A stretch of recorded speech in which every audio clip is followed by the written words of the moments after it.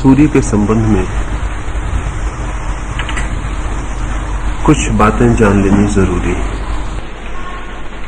सबसे पहली तो ये बात जान लेनी जरूरी है कि वैज्ञानिक दृष्टि से सूर्य से समस्त सौर परिवार का, मंगल का, बृहस्पति का, चंद्र का, पृथ्वी का जन्म हुआ है। ये सब सूर्य के ही अंग हैं। फिर पृथ्वी पर जीवन का जन्म हुआ, पौधों से लेकर मनुष्य तक। मनुष्य पृथ्वी का अंग है,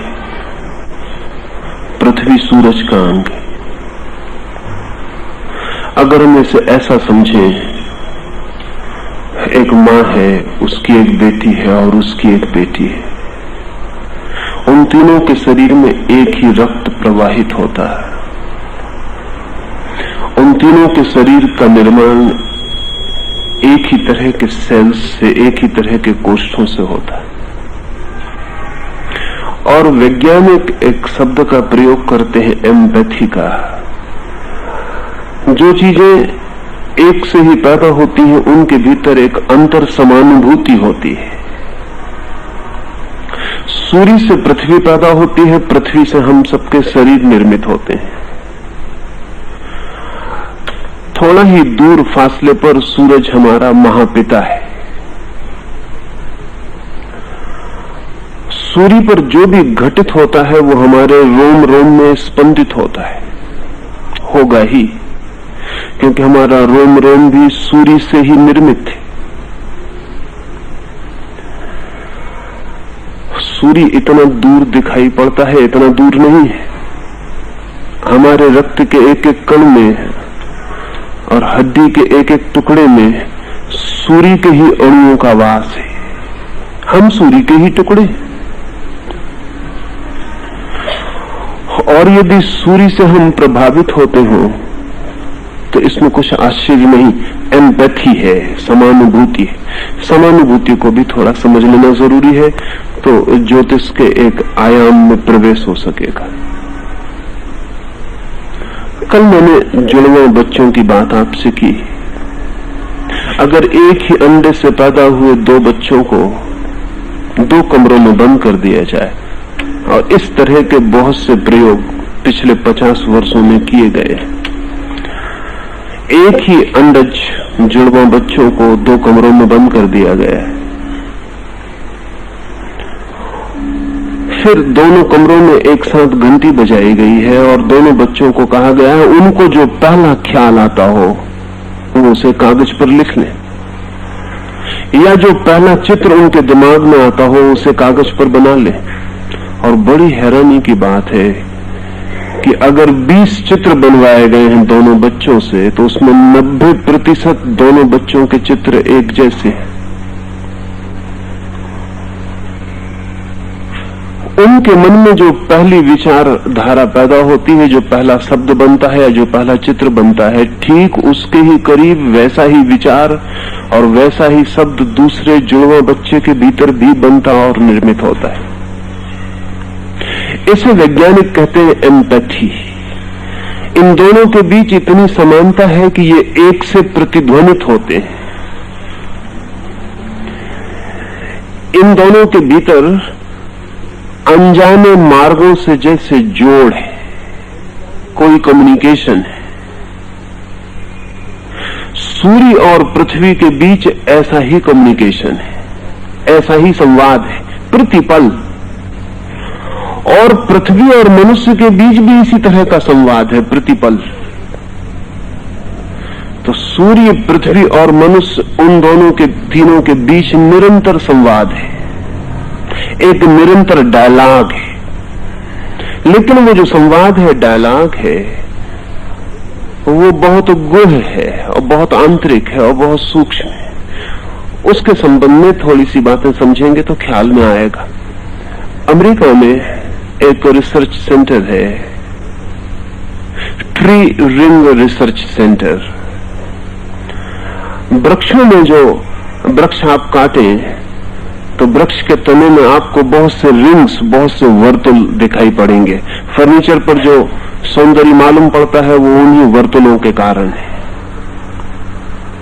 50 वर्ष से ये रिसर्च केंद्र वृक्षों में जो वर्तुल बनते हैं उन पर काम कर रहा है।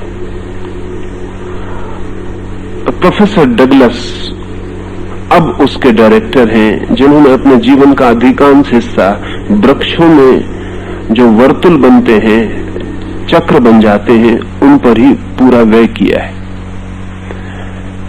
बहुत से तथ्य हाथ लगे हैं।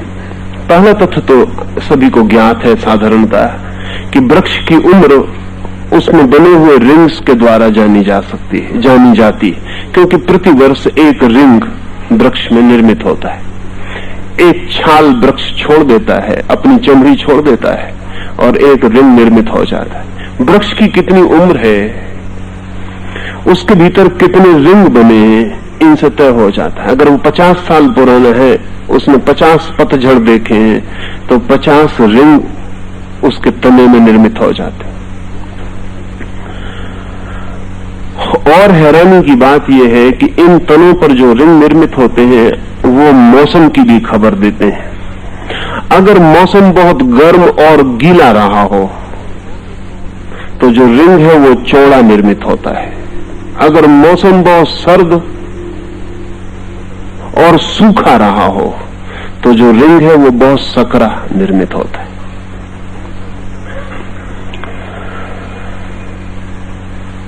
हजारों साल पुरानी लकड़ी को काट के पता लगाया जा सकता है कि उस वर्ष जब ये रिंग बना था तो मौसम कैसा था, बहुत वर्षा हुई थी या नहीं हुई थी, सूखा पड़ा था या नहीं पड़ा था। अगर बुद्ध ने कहा है कि इस वर्ष बहुत वर्षा हुई, तो जिस बोधि वृक्ष के नीचे वो बैठे थे वो भी खबर देगा कि वर्षा हुई कि नहीं हुई। बुद्ध से भूल चूक हो जाए, वो जो वृक्ष है बोधि वृक्ष, उससे भूल चूक नहीं होती। उसका रिंग बड़ा होगा, छोटा होगा। डगलस इन वर्तनों की खोज करते करते एक ऐसी जगह पहुंच गया जिसकी उसे कल्पना भी नहीं थी। उसने अनुभव किया कि प्रत्येक 11वें वर्ष पर रिंग जितना बड़ा होता है उतना फिर कभी बड़ा नहीं होता, और वो 11 वर्ष वही वर्ष है जब सूरज पर सर्वाधिक गतिविधि होती है। हर 11वें वर्ष पर सूरज में एक रिदम, एक लयबद्धता है। हर 11 वर्ष पर सूरज बहुत सक्रिय हो जाता है, उस पर रेडियो एक्टिविटी बहुत तीव्र होती है। सारी पृथ्वी पर उस वर्ष सभी वृक्ष मोटा रिंग बनाते हैं। एकाध जगह नहीं, एकाध जंगल में नहीं, सारी पृथ्वी पर सारे वृक्ष उस वर्ष उस रेडियो एक्टिविटी से अपनी रक्षा करने के लिए मोटा रिंग बनाते हैं। वो जो सूरज पर तीव्र घटना घटती है ऊर्जा की, उससे बचाव के लिए उनको मोटी चमड़ी बनानी पड़ती है उस वर्ष, हर 11 वर्ष। इससे वैज्ञानिकों में एक नया शब्द और एक नई बात शुरू हुई। मौसम सब जगह अलग होते हैं, यहाँ सर्दी है, कहीं गर्मी है, कहीं वर्षा है, कहीं शीत है, सब जगह मौसम अलग है। इसलिए अब तक कभी पृथ्वी का मौसम, क्लाइमेट ऑफ द अर्थ, ऐसा कोई शब्द प्रयोग नहीं होता था, लेकिन अब डगलस ने इस शब्द का प्रयोग करना शुरू किया, क्लाइमेट ऑफ द अर्थ। ये सब छोटे मोटे फर्क तो है ही, लेकिन पूरी पृथ्वी पर भी सूरज के कारण एक विशेष मौसम चलता है जो हम नहीं पकड़ पाते लेकिन वृक्ष पकड़ते हैं। हर 11वें वर्ष पर वृक्ष मोटा रिंग बनाते हैं, फिर रिंग छोटे होते जाते हैं, फिर 5 साल के बाद बड़े होने शुरू होते हैं, फिर 11वें साल पे जाके पूरे बड़े हो जाते हैं। अगर वृक्ष इतने संवेदनशील हैं और सूरज पर होती हुई कोई भी घटना को इतनी व्यवस्था से अंकित करते हैं, तो क्या आदमी के चित्त में भी कोई परत होगी? क्या आदमी के शरीर में भी कोई संवेदना का सूक्ष्म रूप होगा? क्या आदमी भी कोई रिंग और वर्तन निर्मित करता होगा अपने व्यक्तित्व में? अब तक साफ नहीं हो सका। अभी तक वैज्ञानिकों को साफ नहीं है कोई बात कि आदमी के भीतर क्या होता है, लेकिन यह असंभव मालूम पड़ता है कि जब वृक्ष भी सूर्य पर घटती घटनाओं को संवेदित करते हो तो आदमी किसी भांति संवेदित न करता हो। ज्योतिष जो जगत में कहीं भी घटित होता है वो मनुष्य के चित्त में भी घटित होता है, इसकी ही खोज है। इस पर हम पीछे बात करेंगे कि मनुष्य भी वृक्षों जैसी ही खबरें अपने भीतर लिए चलता है, लेकिन उसे खोलने का ढंग उतना आसान नहीं जितना वृक्ष को खोलने का ढंग आसान। वृक्ष को काटकर जितनी सुविधा से हम पता लगा लेते हैं उतनी सुविधा से आदमी को काट के पता नहीं लगा सकते हैं। आदमी को काटना सूक्ष्म मामला है और आदमी के पास चित्त है, इसलिए आदमी का शरीर उन घटनाओं को नहीं रिकॉर्ड करता, चित्त रिकॉर्ड करता है। वृक्षों के पास चित्त नहीं है, इसलिए शरीर ही उन घटनाओं को रिकॉर्ड करता है। एक और बात इस संबंध में ख्याल ले लेने जैसी है, जैसा मैंने कहा कि प्रति 11 वर्ष में सूरज पर तीव्र रेडियो एक्टिविटी, तीव्र वैद्युतिक तूफान चलते हैं, ऐसा प्रति 11 वर्ष पर एक रिदम। ठीक ऐसा ही एक दूसरा बड़ा रिदम भी पता चलना शुरू हुआ है, वो है 90 वर्ष का सूरज के ऊपर, और वो और हैरान करने वाला है। और ये जो मैं कह रहा हूं ये सब वैज्ञानिक तथ्य हैं, ज्योतिषी इस संबंध में कुछ नहीं कहते हैं, लेकिन मैं इसलिए ये कह रहा हूं कि उनके आधार पर ज्योतिष को वैज्ञानिक ढंग से समझना आपके लिए आसान हो सकेगा। 90 वर्ष का एक दूसरा वर्तुल है जो कि अनुभव किया गया है, उसके अनुभव की कथा बड़ी अद्भुत है। फरोह ने इजिप्ट में आज से 4000 साल पहले अपने वैज्ञानिकों को कहा कि नील नदी में जब भी पानी घटता है बढ़ता है उसका पूरा ब्यौरा रखा जाए। और अकेली नील एक ऐसी नदी है जिसकी 4000 वर्ष की बायोग्राफी है और किसी नदी की कोई बायोग्राफी नहीं, उसकी जीवन कथा है पूरी। कब उसमें इंच भर पानी बढ़ा है तो उसका पूरा रिकॉर्ड है, 4000 वर्ष फरोह के जमाने से लेकर आज तक। फरोह का अर्थ होता है सूर्य, इजिप्ट भाषा में। फरोह जो इजिप्ट का सम्राट अपना नाम रखता था वो सूर्य के आधार पर था, और इजिप्ट में ऐसा ख्याल था कि सूर्य और नदी के बीच निरंतर संवाद है। तो फरोह जो कि सूर्य का भक्त था उसने कहा कि नील का पूरा रिकॉर्ड रखा जाए। सूर्य के संबंध में तो हमें अभी कुछ पता नहीं है, लेकिन कभी तो सूर्य के संबंध में भी पता हो जाएगा, तब ये रिकॉर्ड काम दे सकेगा। तो 4000 साल की पूरी कथा है नील नदी की। उसमें इंच भर पानी कब बढ़ा, इंच भर कब कम हुआ, कब उसमें पूर आया, कब पूर नहीं आया, कब नदी बहुत तेजी से बही और कब नदी बहुत धीमी बही, इसका 4000 वर्ष का लंबा इतिहास इंच इंच उपलब्ध है। इजिप्ट के एक विद्वान तस्मान ने पूरे नील की कथा लिखी, और अब सूर्य के संबंध में वो बातें ज्ञात हो गई जो फरोह के वक्त ज्ञात नहीं थी और जिसके लिए फरोह ने कहा था प्रतीक्षा करना। इन 4000 साल में जो कुछ भी नील नदी में घटित हुआ है वो सूरज से संबंधित है, और 90 वर्ष की रिदम का पता चलता है। हर 90 वर्ष में सूर्य पर एक अभूतपूर्व घटना घटती है। वो घटना ठीक वैसी ही है जिसे हम मृत्यु कह सकते हैं या जन्म कह सकते हैं। ऐसा समझ लें कि सूर्य 90 वर्ष में 45 वर्ष तक जवान होता है और 45 वर्ष तक बूढ़ा होता है। उसके भीतर जो ऊर्जा के प्रवाह बहते हैं वो 45 वर्ष तक तो जवानी की तरफ बढ़ते हैं, क्लाइमेक्स की तरफ जाते हैं। सूरज जैसे जवान होता चला जाता है और 45 साल के बाद ढलना शुरू हो जाता है, उसकी उम्र जैसे नीचे गिरने लगती और 90 वर्ष में सूर्य बिल्कुल बूढ़ा हो जाता है। 90 वर्ष में जब सूर्य बूढ़ा होता है तब सारी पृथ्वी भूकंपों से भर जाती है। भूकंपों का संबंध 90 वर्ष के वर्तुल से। सूर्य उसके बाद फिर जवान होना शुरू होता है। वो बड़ी भारी घटना है, क्योंकि सूरज पे इतना परिवर्तन होता है कि पृथ्वी उसको कंपित हो जाए, ये बिल्कुल स्वाभाविक है। लेकिन जब पृथ्वी जैसी महाकाय वस्तु भूकंपों से भर जाती तो आदमी जैसी छोटी सी काया में कुछ नहीं होता होगा। पृथ्वी जैसी महाकाय वस्तु जब सूरज पर परिवर्तन होते हैं, कंपित हो जाती, भूकंपों से भर जाती, तो आदमी जैसी छोटी सी काया में कुछ भी नहीं होता होगा। जोश से सिर्फ यही पूछते रहे। वो कहते हैं ये असंभव है, पता हो तुम्हें या न पता हो, लेकिन आदमी की काया भी अछूती नहीं रह सकती। 45 वर्ष जब सूरज जवान होता है, उस वक्त जो बच्चे पैदा होते हैं उनका स्वास्थ्य अद्भुत रूप से अच्छा होगा। और जब 45 वर्ष सूरज बूढ़ा होता है, उस वक्त जो बच्चे पैदा होंगे उनका स्वास्थ्य कभी भी अच्छा नहीं हो पाता।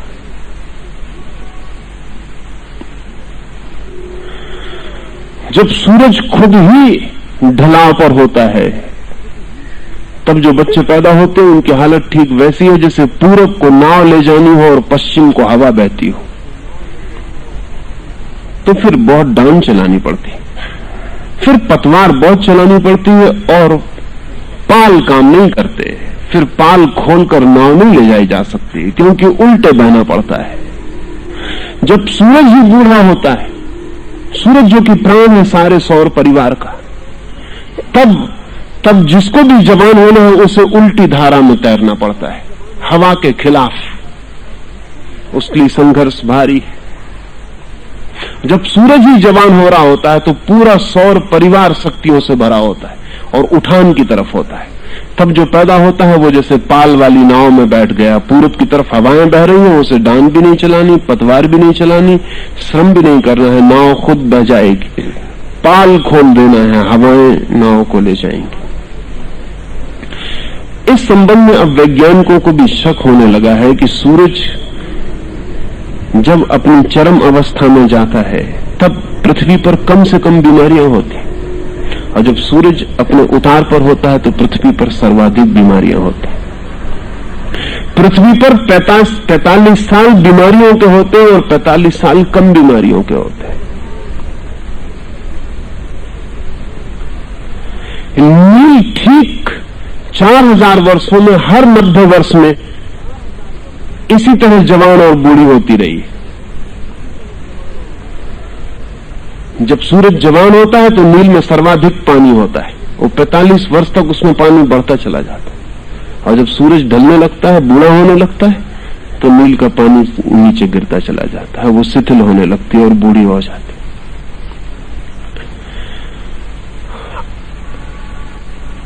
आदमी इस विराट जगत में कुछ अलग थलग नहीं है, इस सबका इकट्ठा जोड़ है।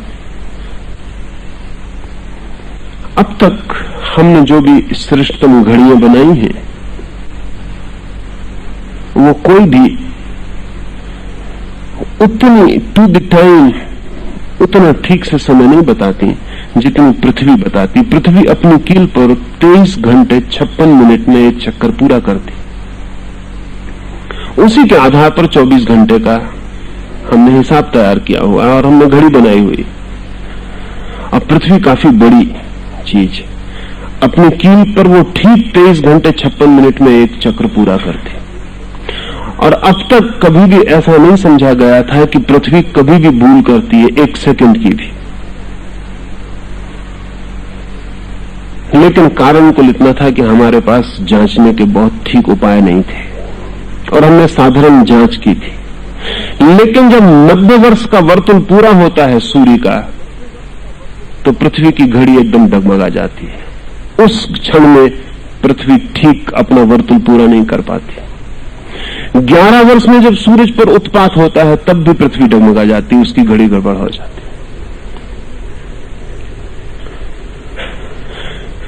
जब भी पृथ्वी की रोज अपनी यात्रा में नए नए प्रभावों के अंतर्गत आती, जब भी कोई नया प्रभाव, कोई नया कॉस्मिक इन्फ्लुएंस, कोई महातारा करीब हो जाता है, करीब का मतलब इस महाकाश में बहुत दूर होने पर भी चीजें बहुत करीब है, जरा सा करीब आ जाता, हमारी भाषा बहुत समर्थ नहीं है, क्योंकि जब हम कहते हैं जरा सा करीब आ जाता, हम सोचते हैं शायद जैसे हमारे पास कोई आदमी आ गया। नहीं, फासले बहुत बड़े हैं। उन फासलों में जरा सा अंतर पड़ जाता है जो कि हमें कहीं पता भी नहीं चलेगा, तो भी पृथ्वी की कील डगमगा जाती है। पृथ्वी को हिलाने के लिए बड़ी शक्ति की जरूरत है, इंच भर हिलाने के लिए भी। तो महाशक्तियां जब गुजरती हैं पृथ्वी के पास से तभी वो हिल पाती, लेकिन वो महाशक्तियां जब पृथ्वी के पास से गुजरती हैं तो हमारे पास से भी गुजरती हैं। और ऐसा नहीं हो सकता कि जब पृथ्वी कंपित होती तो उस पर लगे हुए वृक्ष कंपित न हो, और ऐसा भी नहीं हो सकता कि जब पृथ्वी कंपित होती तो उस पर जीता और चलता हुआ मनुष्य कंपित न हो। सब कब जाता है, लेकिन कंपन इतने सूक्ष्म हैं कि हमारे पास कोई उपकरण नहीं थे अब तक कि हम जांच करते कि पृथ्वी कब जाती है, लेकिन अब तो उपकरण है। सेकंड के 1000वें हिस्से में भी कंपन होता है तो हम पकड़ लेते हैं, लेकिन आदमी के कंपन को पकड़ने के उपकरण अभी भी हमारे पास नहीं। वो मामला और भी सूक्ष्म। आदमी इतना सूक्ष्म है और होना जरूरी है, अन्यथा जीना मुश्किल हो जाए। अगर 24 घंटे आपको चारों तरफ के प्रभावों का पता चलता रहे तो आप जी ना पाए। आप जी सकते हैं तभी जबकि आपको आसपास के प्रभावों का कोई पता नहीं चलता। एक और नियम है, वो नियम यह है कि ना तो हमें अपनी शक्ति से छोटे प्रभावों का पता चलता है और ना अपनी शक्ति से बड़े प्रभावों का पता चलता है। हमारे प्रभाव के पता चलने का एक दायरा है। जैसे समझ लें कि बुखार चढ़ता है तो 98 डिग्री हमारी एक सीमा है और 110 डिग्री हमारी दूसरी सीमा। 12 डिग्री में हम जीते, 90 डिग्री गिर जाए तो हम समाप्त हो जाते हैं, उधर 110 डिग्री के बाहर चला जाए तो हम समाप्त हो जाते हैं। लेकिन क्या आप समझते हैं दुनिया में गर्मी 12 डिग्रियों की? आदमी 12 डिग्री के भीतर जीता है। दोनों सीमाओं के इधर उधर गया कि खो जाएगा। उसको एक बैलेंस है, 98 और 110 के बीच में उसको अपने को संभाले रखना है। ठीक ऐसा बैलेंस सब जगह है। मैं आपसे बोल रहा हूं, आप सुन रहे हैं। अगर मैं बहुत धीमे बोलूं तो ऐसी जगह आ सकती है कि मैं बोलूं और आप ना सुन पाए।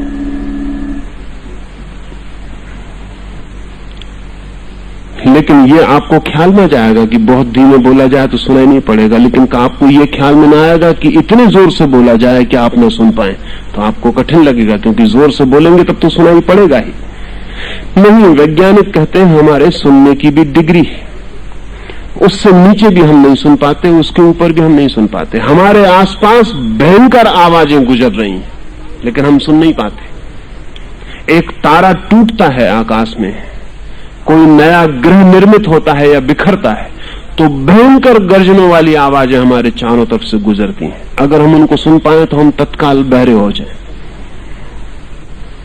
लेकिन हम सुरक्षित हैं क्योंकि हमारे कान सीमा में ही सुनते हैं।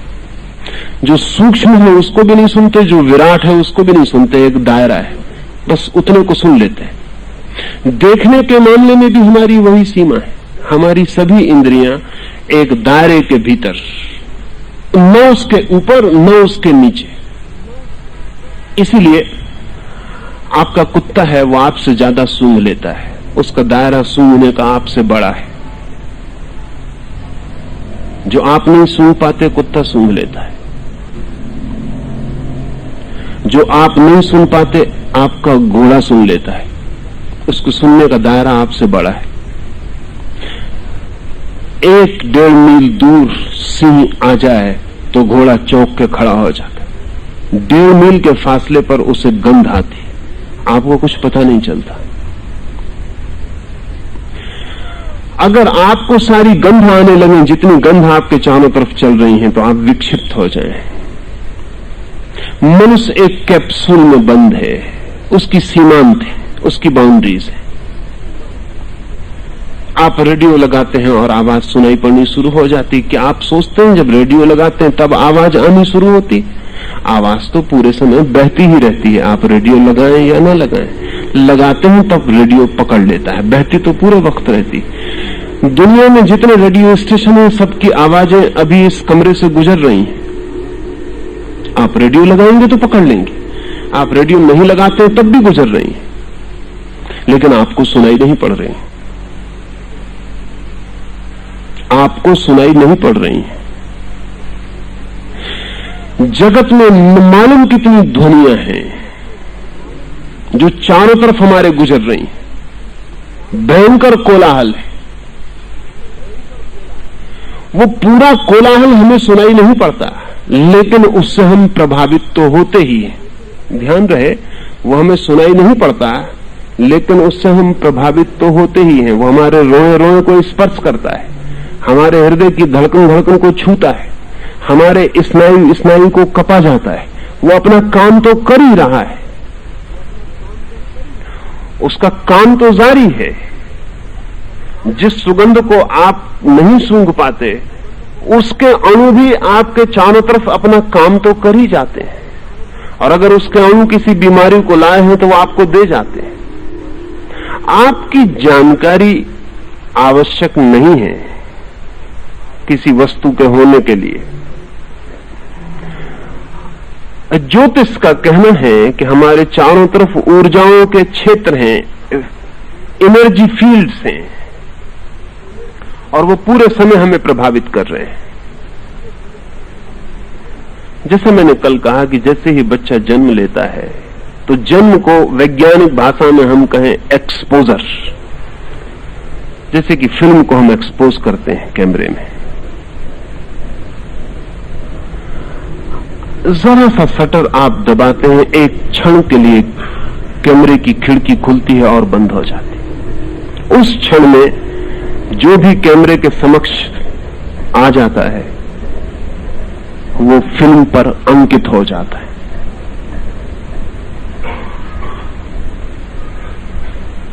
फिल्म एक्सपोज हो गई, अब दोबारा उस पर कुछ अंकित न होगा, अंकित हो गया। और अब ये फिल्म उस आकार को सदा अपने भीतर लिए रहेगी। जिस दिन मां के पेट में पहली दफा गर्भाधान होता है तो पहला एक्सपोजर होता है।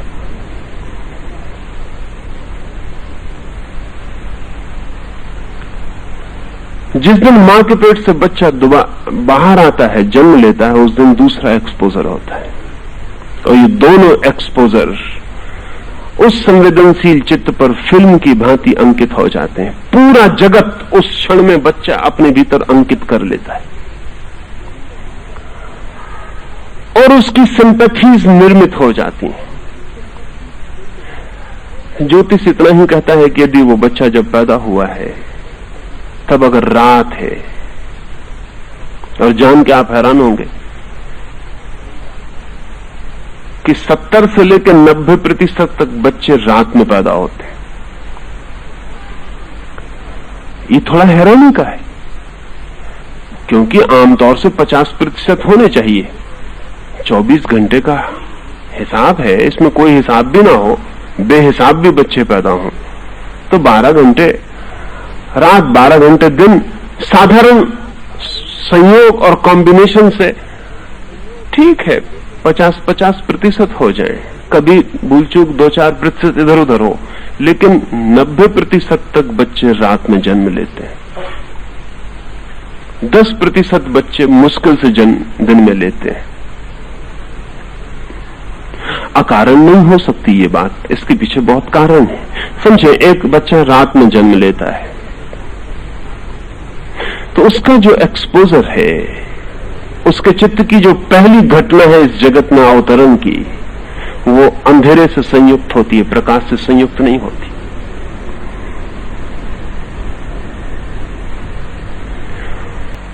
इस सिर्फ उदाहरण के लिए कह रहा हूं, क्योंकि बात तो और विस्तीर्ण है। सिर्फ उदाहरण के लिए कह रहा हूं, उसके चित्त पर जो पहली घटना है वो अंधकार है। सूर्य अनुपस्थित है, सूर्य की ऊर्जा अनुपस्थित है। चारों तरफ जगत सोया हुआ है, पौधे अपने पत्तियों को बंद किए हुए, पक्षी अपने पंखों को सिकोड़ के आंखें बंद किए हुए अपने घोंसलों में छिप गए। सारी पृथ्वी पर निद्रा है। हवा के कण कण में चारों तरफ नींद है, सब सोया हुआ है, जागा हुआ कुछ भी नहीं है। ये पहला इंपैक्ट है बच्चे पर। अगर हम बुद्ध और महावीर से पूछें तो वो कहेंगे कि अधिक बच्चे इसलिए रात में जन्म लेते हैं क्योंकि अधिक आत्माएं सोई हुई हैं, एस्लीप। दिन को वो नहीं चुन सकते पैदा होने के लिए, दिन को चुनना कठिन है। और हजार कारण हैं, और हजार कारण हैं। एक कारण महत्वपूर्ण है ये भी, अधिकतम लोग सोए हुए हैं, अधिकतम लोग तंद्रित हैं, अधिकतम लोग निद्रा में हैं, अधिकतम लोग आलस्य में, प्रमाद में हैं। सूर्य के जागने के साथ उनका जन्म ऊर्जा का जन्म होगा। सूर्य के डूबे हुए अंधेरे की आड़ में उनका जन्म नींद का जन्म होगा। रात में एक बच्चा पैदा हो रहा है तो एक्सपोजर एक तरह का होने वाला है, जैसे कि हमने अंधेरे में एक फिल्म खोली हो या प्रकाश में एक फिल्म खोली हो तो एक्सपोजर भिन्न होने वाले। एक्सपोजर की बात थोड़ी और समझ लेनी चाहिए क्योंकि वो ज्योतिष के बहुत गहराइयों से संबंधित है। जो वैज्ञानिक एक्सपोजर के संबंध में खोज करते हैं कि एक्सपोजर की घटना बहुत बड़ी है, छोटी घटना नहीं है, क्योंकि जिंदगी भर वो आपका पीछा करेगी। एक मुर्गी का बच्चा पैदा होता है, पैदा हुआ कि भागने लगता है मुर्गी के पीछे। हम कहते हैं कि मां के पीछे भाग रहा है, वैज्ञानिक कहते हैं नहीं, मां से कोई संबंध नहीं, एक्सपोजर। हम कहते हैं अपनी मां के पीछे भाग रहा है, लेकिन वैज्ञानिक कहते हैं नहीं। पहले हम भी ऐसी सोचते थे कि मां के पीछे भाग रहा है, लेकिन बात ऐसी नहीं। और जब सैकड़ों प्रयोग किए गए तो बात सही हो गई है।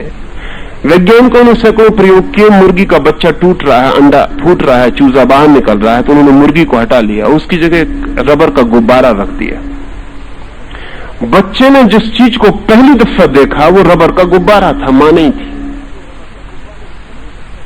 आज चकित होंगे ये जान के कि वो बच्चा एक्सपोज्ड हो गया।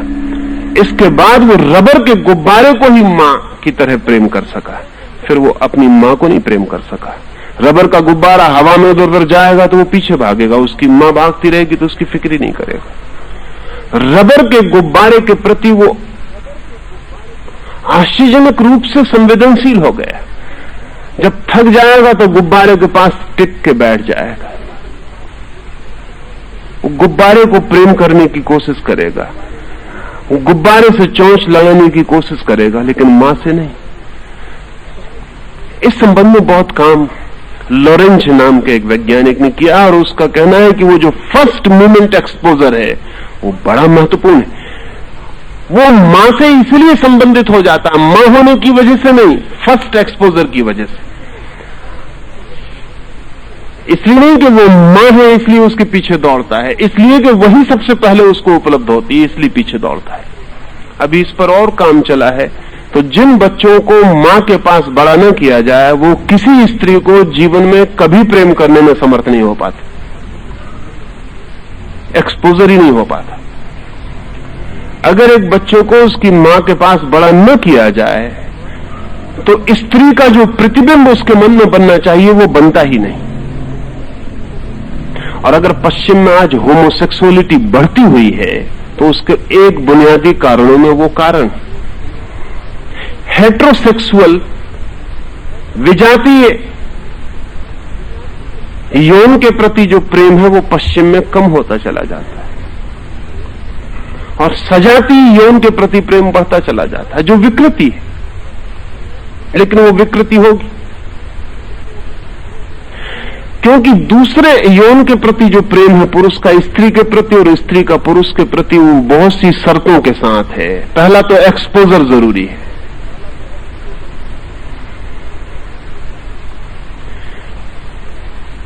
कि बच्चा पैदा हुआ है तो उसके मन पर क्या एक्सपोज हो।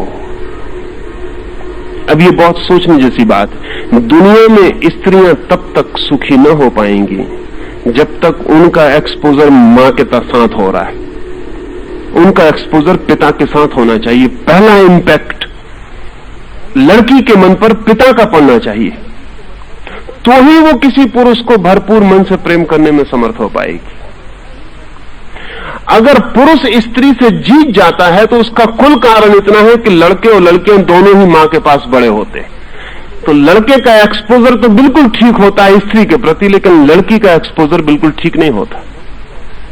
इसलिए जब तक दुनिया में लड़की को पिता का एक्सपोजर नहीं मिलता, तब तक स्त्रियां कभी भी पुरुष के समकक्ष खड़ी नहीं हो सकेंगी, न राजनीति के द्वारा, न नौकरी के द्वारा, न आर्थिक स्वतंत्रता के द्वारा, क्योंकि मनोवैज्ञानिक अर्थों में एक कमी उनमें रह जाती। वो अब तक की पूरी संस्कृति उस कमी को पूरा नहीं कर पाई। अगर ये छोटा सा गुब्बारा या मुर्गी या मां, इनका एक्सपोजर प्रभावी करता है इतना ज्यादा कि व्यक्ति का चित्त सदा के लिए उससे निर्मित हो जाता है। ज्योतिष कहता है कि जो भी चारों तरफ मौजूद है, द होल यूनिवर्स, वो सभी का सभी उस एक्सपोजर के क्षण में, उस चित्त के खुलने के क्षण में भीतर प्रवेश कर जाता है और जीवन भर की सिंपैथीज और एंटीपैथीज निर्मित हो जाती। उस क्षण जो नक्षत्र पृथ्वी को चारों तरफ से घेरे हुए, नक्षत्र घेरे हुए, उसका कुल मतलब इतना कि उस क्षण पृथ्वी के ऊपर जिन नक्षत्रों की रेडियो एक्टिविटी का प्रभाव पड़ रहा है। अब वैज्ञानिक मानते हैं कि प्रत्येक ग्रह की रेडियो एक्टिविटी अलग है। जैसे वीनस, उससे जो रेडियो सक्रिय तत्व हमारी तरफ आते हैं वो चांद के रेडियो सक्रिय तत्वों से भिन्न है। या जैसे जुपिटर, उससे जो रेडियो तत्व हम तक आते हैं वो सूर्य के रेडियो तत्वों से भिन्न है, क्योंकि इन प्रत्येक ग्रहों के पास अलग तरह की गैसों और अलग तरह के तत्वों का वातावरण है। उन सबसे अलग अलग प्रभाव पृथ्वी की तरफ आते हैं।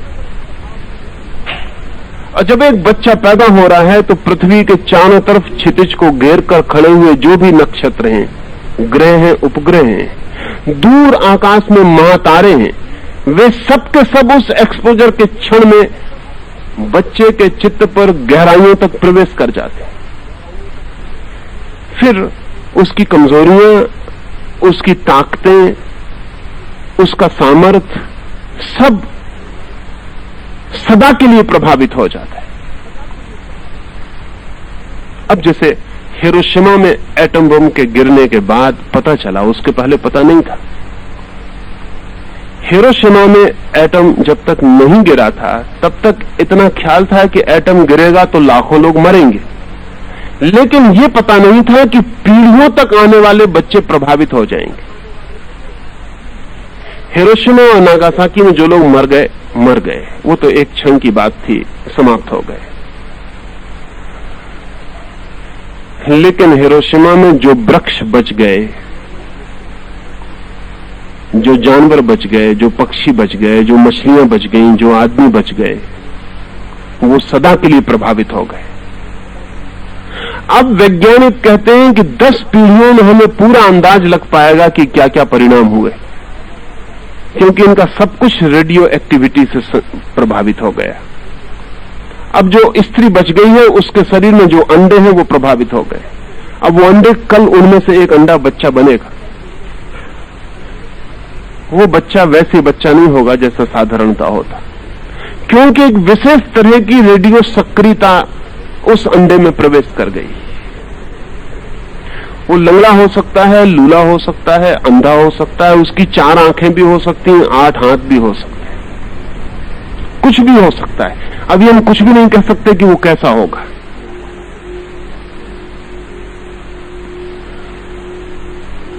उसका मस्तिष्क बिल्कुल रुग्ण भी हो सकता है, प्रतिभाशाली भी हो सकता है, वो जीनियस भी पैदा हो सकता है जैसा जीनियस कभी पैदा ना हुआ। अभी हमें कुछ भी पता नहीं कि वो क्या होगा। इतना पक्का पता है कि जैसा होना चाहिए था साधारण आदमी, वैसा वो नहीं होगा। अगर एटम बहुत छोटी ताकत है।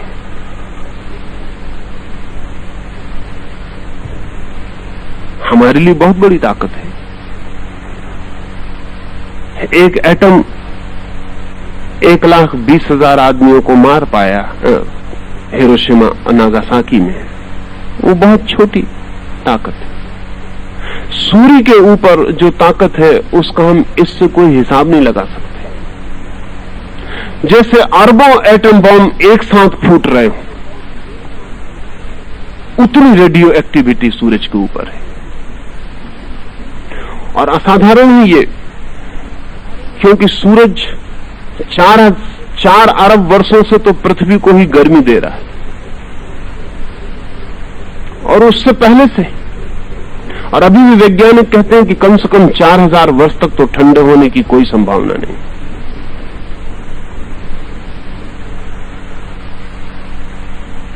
प्रतिदिन इतनी गर्मी 10 करोड़ मील दूर है पृथ्वी से। हिरोशिमा में जो घटना घटी उसका प्रभाव 10 मील से ज्यादा दूर नहीं पड़ सकता। 10 करोड़ मील दूर सूरज है। 4 अरब वर्षों से तो वो हमें सारी गर्मी दे रहा है, फिर भी अभी रिक्त नहीं हुआ है। पर ये सूरज कुछ भी नहीं है, इससे महासूर्य है। ये सब तारे हैं जो आकाश के, और इन प्रत्येक तारों से अपनी व्यक्तिगत और निजी क्षमता की सक्रियता हम तक प्रवाहित होती है। एक बहुत बड़ा वैज्ञानिक जो अंतरिक्ष में फैलती ऊर्जाओं के संबंध में अध्ययन कर रहा है, गॉकलिन, उसका कहना है कि जितनी ऊर्जाएं हमें अनुभव में आ रही हैं, उनमें से हम 1% के संबंध में भी पूरा नहीं जानते। जब से हमने कृत्रिम उपग्रह छोड़े हैं पृथ्वी के बाहर, तब से उन्होंने हमें इतनी खबरें दी हैं कि हमारे पास न शब्द है उन खबरों को समझने के लिए, न हमारे पास विज्ञान है। और इतनी ऊर्जाएं, इतनी एनर्जी चारों तरफ बह रही होंगी, इसकी हमें कल्पना ही नहीं थी। इस संबंध में एक बात और ख्याल में ले लेनी जरूरी है। इस जगत में, जैसा मैंने कल कहा, लोग सोचते हैं कि ज्योतिष कोई विकसित होता हुआ विज्ञान है। मैंने आपसे कहा हालत उल्टी। ताजमहल अगर आपने देखा हो तो जमुना के उस पार कुछ दीवारें आपको उठी हुई दिखाई पड़ी होंगी। कहानी यह है कि शाहजहां ने मुमताज के लिए तो ताजमहल बनवाया, और अपने लिए जैसा संगमरमर का ताजमहल, ऐसी अपनी कब्र के लिए संग मूसा का, काले पत्थर का महल वो जमुना के उस पार बना रहा है। लेकिन वो पूरा नहीं हो पाया। ऐसी कथा सदा से प्रचलित थी, लेकिन अभी ऐतिहासिकों ने खोज की है तो पता चला कि वो जो उस तरफ दीवारें उठी खड़ी हैं, वो किसी बनने वाले महल की दीवारें नहीं है, वो किसी बहुत बड़े महल की जो गिर चुका खंडहर है। पर उठती दीवारें और खंडहर एक से मालूम पड़ सकते हैं। एक नए मकान की दीवार उठ रही है, अधूरी है, अभी मकान बना नहीं। हजारों साल बाद तय करना मुश्किल हो जाएगा कि नए मकान की बनती दीवार है या किसी बने बनाए मकान की जो गिर चुका उसकी बची खुची अवशेष खंडहर है। पिछले 300, 400, 500 सालों से यही समझा जाता था कि वो जो दूसरी तरफ महल खड़ा हुआ है वो शाहजहां बनवा रहा था, वो पूरा नहीं हो पाया। लेकिन अभी जो खोजबीन हुई है उससे पता चलता है कि वो महल पूरा था। और न केवल ये पता चलता है कि वो महल पूरा था, बल्कि ये भी पता चलता है कि ताजमहल शाहजहां ने खुद कभी नहीं बनवाया। वो भी हिंदुओं का बहुत पुराना महल है जिसको सिर्फ कन्वर्ट किया, जिसको सिर्फ थोड़ा सा फर्क किया। क्योंकि और कई दफे इतनी हैरानी होती है कि जिन बातों को हम सुनने के आदी हो जाते हैं, फिर उनसे भिन्न बात को हम सोचते भी नहीं। ताजमहल जैसी एक भी कब्र दुनिया में किसी ने नहीं बनाई। कब्र ऐसी बनाई ही नहीं जाती।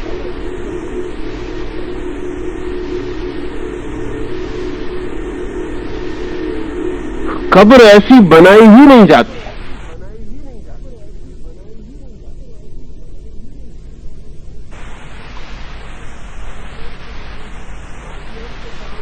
ताजमहल के चारों तरफ सिपाहियों के खड़े होने के स्थान है, बंदूकें और तोपें लगाने के स्थान है। कब्रों की बंदूकें और तोपें लगा के कोई रक्षा नहीं करनी पड़ती।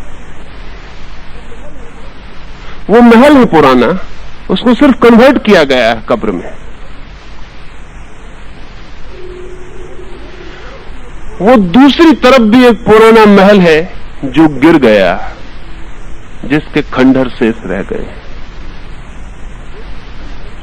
ज्योतिष भी खंडहर की तरह है। वो बहुत बड़ा महल था, पूरा विज्ञान था जो ढह गया।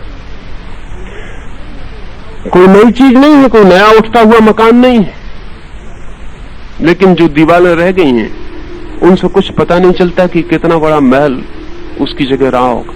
बहुत बार सत्य मिलते हैं और खो जाते हैं। अरिस्टिकारस नाम के एक यूनानी ने जीसस से 200-300 वर्ष पूर्व ये सत्य खोज निकाला था कि सूर्य केंद्र है, पृथ्वी केंद्र नहीं। अरिस्टिकारस का ये सूत्र हेलियोसेंट्रिक, सूरज केंद्र पर है, जीसस से 300 वर्ष पहले खोज निकाला। लेकिन जीसस के 100 वर्ष बाद टोलेमी ने इस सूत्र को उलट दिया और पृथ्वी को फिर केंद्र बना दिया। और फिर 2000 साल लग गए केपलर और कोपरनिकस को खोजने में वापस कि सूर्य केंद्र है, पृथ्वी केंद्र नहीं। 2000 साल तक अरिस्टिकारस का सत्य दबा पड़ा रहा। 2000 साल बाद जब कोपरनिकस ने फिर से कहा, तब अरिस्टिकारस की किताबें खोजी। लोगों ने कहा तो हैरानी की बात है। अमेरिका कोलंबस ने खोजा, ऐसा पश्चिम के लोग कहते हैं। एक बहुत प्रसिद्ध मजाक प्रचलित है। ऑस्कर वाइल्ड अमेरिका गया हुआ है। उसकी मान्यता थी कि अमेरिका और भी बहुत पहले खोजा जा चुका, और ये सच है। ये सच्चाई है कि अमेरिका बहुत दफे खोजा जा चुका और पुनः पुनः खो गया, उससे संबंध सूत्र टूट गए।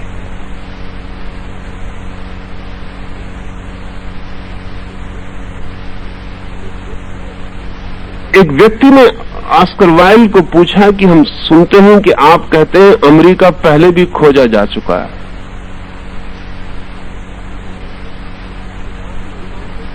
तो क्या आप नहीं मानते कि कोलंबस ने पहली खोज की? और अगर कोलंबस ने पहली खोज नहीं की तो अमेरिका बार बार क्यों खो गया? तो ऑस्कर वाइल्ड ने मजाक में कहा कि कोलंबस ने पुनः खोज की है। ही rediscovered America. It was discovered so many times, but every time huffed up. हर बार दबा के इसको चुप रखना पड़ा क्योंकि उपद्रव, इसको बार बार huffed up। महाभारत अमेरिका की चर्चा करता है। अर्जुन की एक पत्नी मैक्सिको की लड़की है। मैक्सिको में जो मंदिर है वो हिंदू मंदिर है, जिन पर गणेश की मूर्ति तक खुदी हुई है। बहुत बार सत्य खोज लिए जाते, खो जाते। बहुत बार हमें सत्य पकड़ में आ जाता है, फिर खो जाते। ज्योतिष उन बड़े से बड़े सत्यों में से एक है जो पूरा का पूरा ख्याल में आ चुका और खो गया। उसे फिर से ख्याल में लाने के लिए बड़ी कठिनाई है। इसलिए मैं बहुत सी दिशाओं से आपसे बात कर रहा हूं, क्योंकि ज्योतिष में सीधी बात करने का अर्थ होता है कि वो जो सड़क पर ज्योतिषी बैठा है, शायद मैं उसके संबंध में कुछ कह रहा हूं, जिसको आप 4 आने देके और अपना भविष्य फल निकलवा आते हैं, शायद उसके संबंध में या उसके समर्थन में कुछ कह रहा हूं। नहीं, ज्योतिष के नाम पर 100 में से 99 धोखाधड़ी है।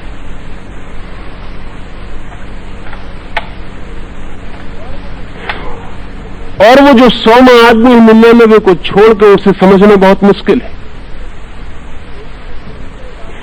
क्योंकि वो कभी इतना डॉगमेटिक नहीं हो सकता कि कह दे कि ऐसा होगा ही, क्योंकि वो जानता है कि ज्योतिष बहुत बड़ी घटना है, इतनी बड़ी घटना है कि आदमी बहुत झिझक के ही वहां पैर रख सकता है।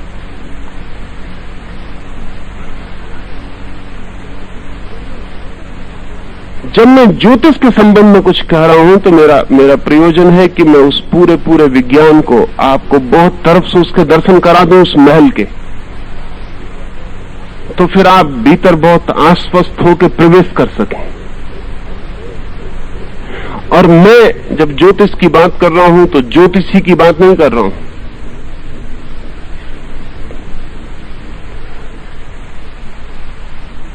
उतनी छोटी बात नहीं है, पर आदमी की उत्सुकता उसी में है कि उसे पता चल जाए कि वो उसकी लड़की की शादी इस साल होगी कि नहीं होगी। इस संबंध में ये भी आपको कह दूं कि ज्योतिष के 3 हिस्से हैं। एक जिसे हम कहें अनिवार्य, इसेंशियल, जिसमें रत्ती भर फर्क नहीं होता, वही सर्वाधिक कठिन है उसे जानना। फिर उसके बाहर की परिधि है नॉन इसेंशियल, जिसमें सब परिवर्तन हो सकते हैं, मगर हम उसी को जानने को उत्सुक होते हैं। और उन दोनों के बीच में एक परिधि है सेमी इसेंशियल, अर्ध अनिवार्य, जिसमें जानने से परिवर्तन हो सकते हैं, न जानने से कभी परिवर्तन नहीं होंगे। 3 हिस्से कर लें। इसेंशियल जो बिल्कुल गहरा है, अनिवार्य जिसमें कोई अंतर नहीं हो सकता, उसे जानने के बाद उसके साथ सहयोग करने के सिवाय कोई उपाय नहीं। धर्मों ने इस अनिवार्य तत्व की खोज के लिए ही ज्योतिष की इजाद की, उस तरफ गए। उसके बाद दूसरा हिस्सा है सेमी इसेंशियल, अर्ध अनिवार्य। अगर जान लेंगे तो बदल सकते हैं, अगर नहीं जानेंगे तो नहीं बदल पाएंगे। अज्ञान रहेगा तो जो होना है वही होगा, ज्ञान होगा तो अल्टरनेटिव्स हैं, विकल्प हैं, बदलाहट हो सकती है। और तीसरा सबसे ऊपर का सरफेस, वो है नॉन एसेंशियल, उसमें कुछ भी जरूरी नहीं, सब संयोगिक। लेकिन हम जिस ज्योतिषी की बात समझते हैं वो नॉन एसेंशियल का ही मामला है। एक आदमी कहता है मेरी नौकरी लग जाएगी या नहीं लग जाएगी। चांतारों के प्रभाव से आपकी नौकरी के लगने न लगने का कोई भी गहरा संबंध नहीं।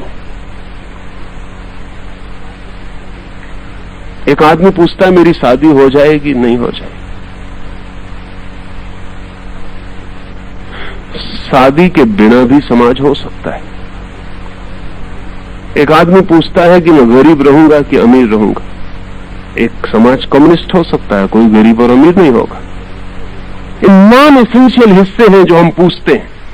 एक आदमी पूछता है कि 80 साल में मैं सड़क पर से गुजर रहा था और एक संतरे के छिलके पे पैर पड़ के गिर पड़ा, तो मेरे चांद तारों का इसमें कोई हाथ है या नहीं।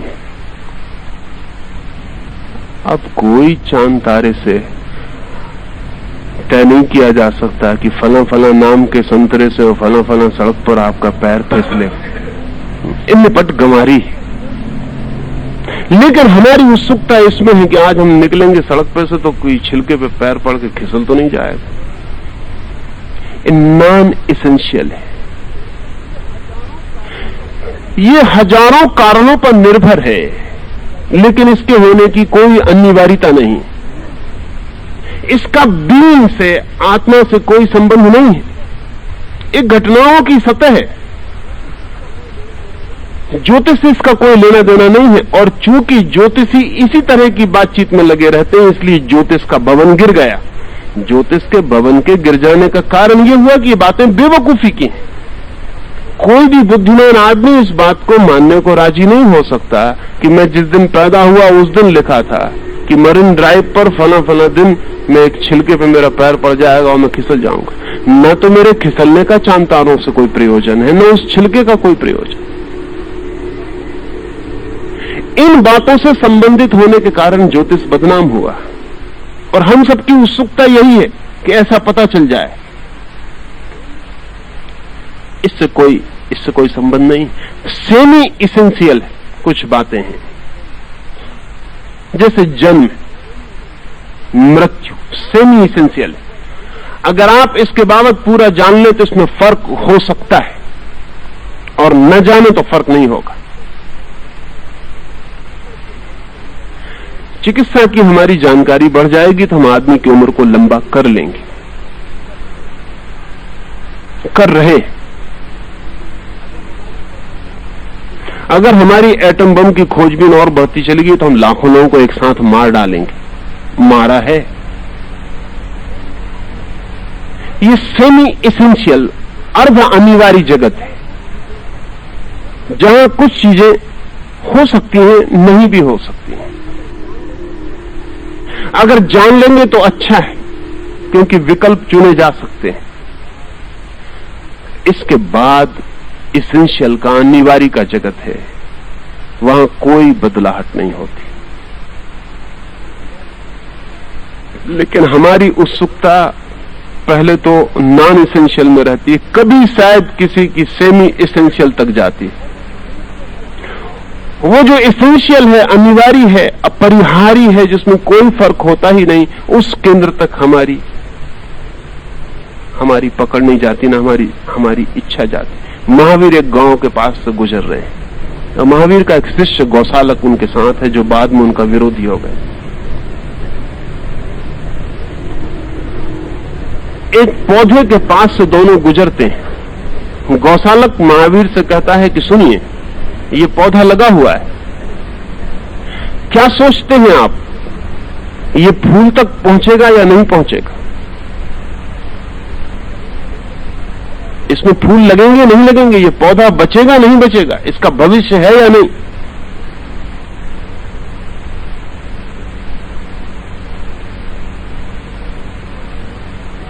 महावीर आंख बंद करके उसी पौधे के पास खड़े हो जाते। गौशालक पूछता है कि कहिए, आंख बंद करने से क्या होगा, टालिए मत। उसे पता भी नहीं कि महावीर आंख बंद करके क्यों खड़े हो गए। वो इसेंशियल की खोज कर रहे हैं। इस पौधे के बीज में उतरना जरूरी है, इस पौधे की आत्मा में उतरना जरूरी है। बिना इसके नहीं कहा जा सकता कि क्या होगा। आंख खोलकर महावीर कहते हैं कि पौधा फूल तक पहुंचेगा।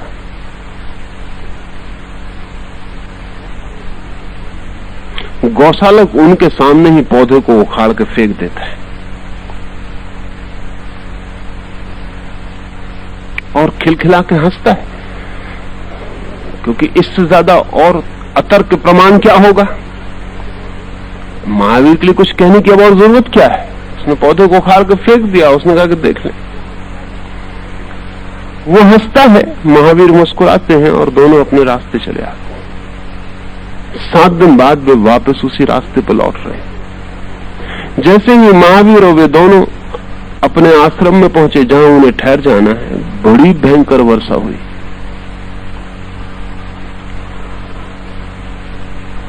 सात दिन तक मूसलाधार पानी पड़ता रहा। 7 दिन तक निकल नहीं सके, फिर लौट रहे हैं। जब लौटते हैं तो ठीक उस जगह आके महावीर खड़े हो गए जहां वो 7 दिन पहले आंख बंद करके खड़े थे। देखा कि वो पौधा खड़ा है। जोर से वर्षा हुई, उसकी जड़ें वापस गीली जमीन को पकड़ गईं, वो पौधा खड़ा हो गया। महावीर फिर आंख बंद करके उसके पास खड़े हो गए। गौशालक बहुत परेशान हुआ, इस पौधे को फेंक गए थे।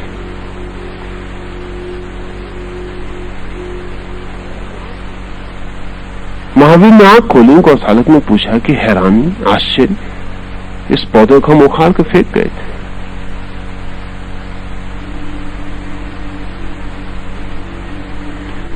तो फिर खड़ा हो गया है।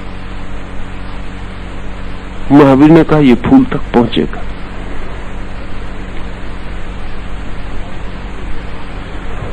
और इसीलिए मैं आंख बंद करके खड़े होकर इसे देखा। इसकी आंतरिक पोटेंशियलिटी, इसकी आंतरिक संभावना क्या है, इसके भीतर की स्थिति क्या है। तुम इसे बाहर से फेंक दोगे उठा के तो भी ये अपने पैर जमा के खड़ा हो सकेगा? ये कहीं आत्मघाती तो नहीं है, सुसाइडल इंस्टिंक्ट तो नहीं है इस पौधे में, कहीं ये मरने को उत्सुक तो नहीं है, अन्यथा तुम्हारा सहारा लेकर मर जाएगा। ये जीने को तत्पर है। अगर ये जीने को तत्पर है तो मैं जानता था कि तुम इसे उखाड़ कर फेंक दोगे। गौसाले ने कहा, आप क्या कहते? महावीर ने कहा कि जब मैं इस पौधे को देख रहा था तब तुम भी पास खड़े थे और तुम भी दिखाई पड़ रहे थे, और मैं जानता था कि तुम इसे उखाड़कर फेंकोगे। इसलिए ठीक से जान लेना जरूरी है कि पौधे की खड़े रहने की आंतरिक क्षमता कितनी है, इसके पास आत्मबल कितना है। ये कहीं मरने को तो उत्सुक नहीं है कि कोई भी बहाना लेके और मर जाए, तो तुम्हारा बहाना लेके भी मर सकता है, और अन्यथा तुम्हारा उखाड़ कर फेंका गया पौधा पुनः जड़ें पकड़ सकता है।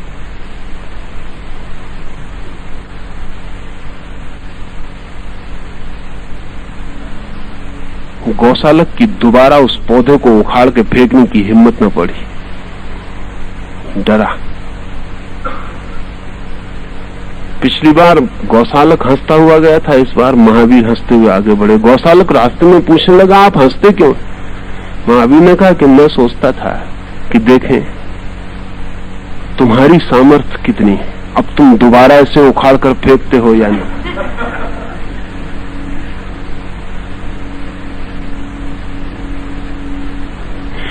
गौशालक ने पूछा कि आपको तो पता चल जाना चाहिए कि मैं उखाड़ कर फेंकूंगा या नहीं। तो महावीर ने कहा, वो गैर अनिवार्य है, तुम उखाड़ के फेंक भी सकते हो, नहीं भी फेंक सकते हो। अनिवार्य यह था कि पौधा अभी जीना चाहता था, उसके पूरे प्राण जीना चाहते थे, वो अनिवार्य था, वो इसेंशियल था।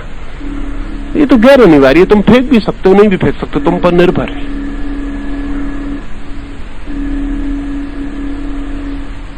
लेकिन तुम पौधे से कमजोर सिद्ध हुए हो, हार गए हो।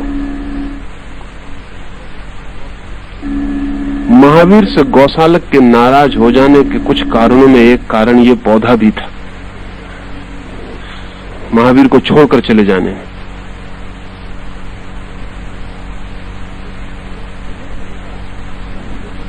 ज्योतिष का, जिस ज्योतिष की मैं बात कर रहा हूं, उसका संबंध अनिवार्य से, इसेंशियल से, फाउंडेशनल से है।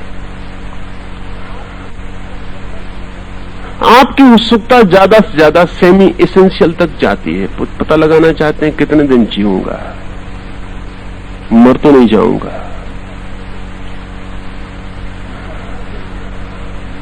जीकर क्या करूंगा, जी ही लूंगा तो क्या करूंगा, इस तक आपकी उत्सुकता नहीं पहुंचती। मरूंगा तो मरते में क्या करूंगा, इस तक आपकी उत्सुकता नहीं पहुंचती। घटनाओं तक पहुंचती, आत्माओं तक नहीं पहुंचती। जब मैं जी रहा हूं तो ये तो घटना है, सिर्फ जीकर मैं क्या कर रहा हूं, जीकर मैं क्या हूं, वो मेरी आत्मा है। जब मैं मरूंगा वो तो घटना होगी, लेकिन मरते क्षण में मैं क्या होऊंगा, क्या करूंगा, वो मेरी आत्मा होगी। हम सब मरेंगे, मरने के मामले में सबकी घटना एक सी घटेगी, लेकिन मरने के संबंध में, मरने के क्षण में हमारी स्थिति सबकी भिन्न होगी।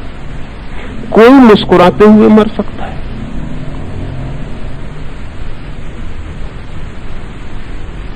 मुल्ला नसरुद्दीन से कोई पूछ रहा है, जब वो मरने के करीब है, उससे कोई पूछ रहा है कि आपका क्या ख्याल है मुल्ला, लोग जब पैदा होते हैं तो कहां से आते हैं, जब मरते हैं तो कहां जाते हैं? मुल्ला ने कहा, जहां तक अनुभव की बात है, मैंने लोगों को पैदा होते वक्त भी रोते ही पैदा होते देखा और मरते वक्त भी रोते ही जाते देखा है। अच्छी जगह से ना आते हैं ना अच्छी जगह जाते हैं। इनको देख के जो अंदाज लगता है, ना अच्छी जगह से आते हैं ना अच्छी जगह जाते हैं। आते हैं तब भी रोते हुए मालूम पड़ते हैं, जाते हैं तब भी रोते हुए मालूम पड़ते हैं।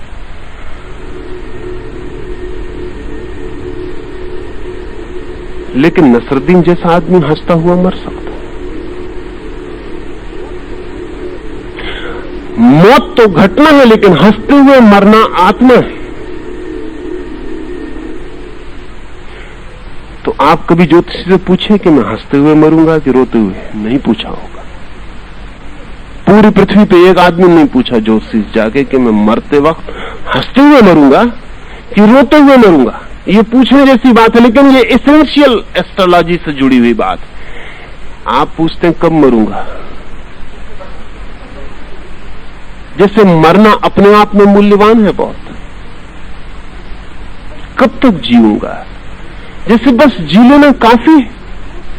किस लिए जीऊंगा, क्यों जीऊंगा, जीकर क्या करूंगा, जीकर क्या हो जाऊंगा, कोई पूछने नहीं जाता। इसलिए महल गिर गया, क्योंकि वो महल गिर जाएगा जिसके आधार नॉन एसेंशियल पर रखे हो। गैर जरूरी चीजों पर जिसकी हमने दीवारें खड़ी कर दी हो, वो कैसे टिकेगा? आधारशिलाएं चाहिए। तो मैं जिस ज्योतिष की बात कर रहा हूं, वो आप जिससे ज्योतिष समझते रहे हैं उससे गहरी, उससे भिन्न, उससे आयाम और है। मैं इस बात की चर्चा कर रहा हूं कि कुछ आपके जीवन में अनिवार्य है, और वो अनिवार्य आपके जीवन में और जगत के जीवन में संयुक्त, लयबद्ध है, अलग अलग नहीं। उसमें पूरा जगत भागीदार है, उसमें आप अकेले नहीं। जब बुद्ध को ज्ञान हुआ तो बुद्ध ने दोनों हाथ जोड़कर पृथ्वी पर सिर टेक दिया। कथा है कि आकाश से देवता बुद्ध को नमस्कार करने आए थे कि वो परम ज्ञान को उपलब्ध हुए। बुद्ध को पृथ्वी पर हाथ टेके सिर रखे देखकर वो चकित हुए। उन्होंने पूछा कि तुम और किसको नमस्कार कर रहे हो, क्योंकि हम तो तुम्हें नमस्कार करने स्वर्ग से आते हैं, और हम तो नहीं जानते कि बुद्ध भी किसी को नमस्कार करे ऐसा कोई है। बुद्ध तो आखिरी बात है। तो बुद्ध ने आंखें खोली और बुद्ध ने कहा, जो भी घटित हुआ है उसमें मैं अकेला नहीं, सारा विश्व। तो इस सबको धन्यवाद देने के लिए सिर टेक दिया है। ये एसेंशियल एस्ट्रोलॉजी से बंधी हुई बात है। सारा जगत, इसलिए बुद्ध अपने भिक्षुओं से कहते थे कि जब भी तुम्हें कुछ भी भीतरी आनंद मिले तत्क्षण अनुग्रहित हो जाना समस्त जगत के, क्योंकि तुम अकेले नहीं हो। अगर सूरज न निकलता, अगर चांद न निकलता, अगर एक रत्ती भर भी घटना और घटी होती तो तुम्हें यह नहीं होने वाला था जो हुआ है। माना कि तुम्हें हुआ है, लेकिन सबका हाथ है, सारा जगत उसमें इकट्ठा है।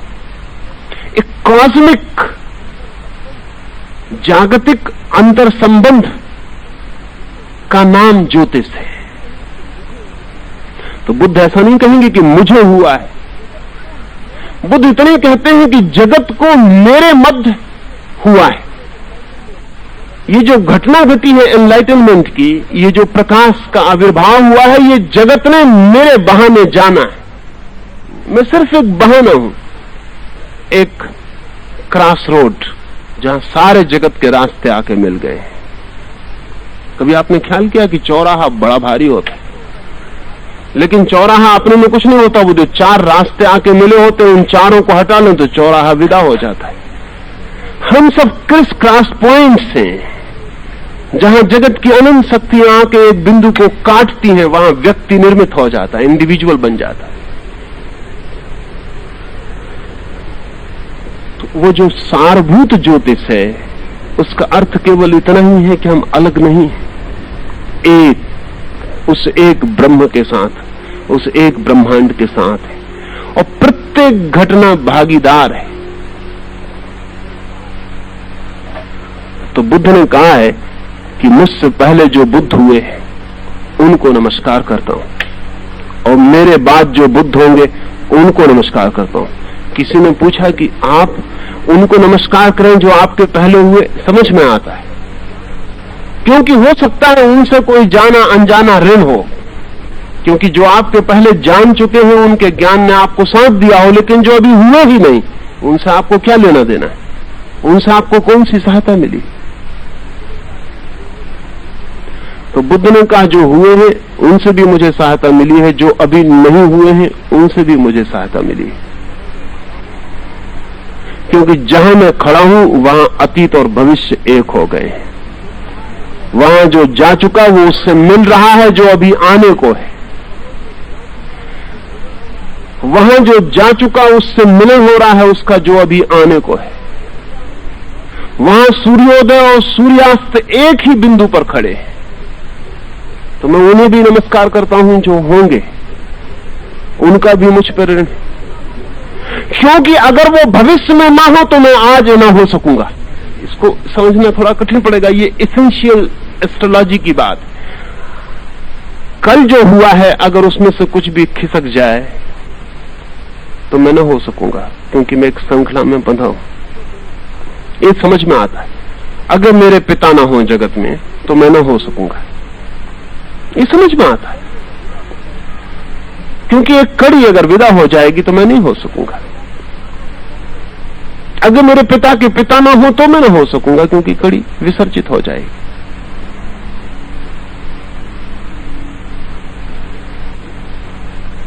लेकिन मेरा भविष्य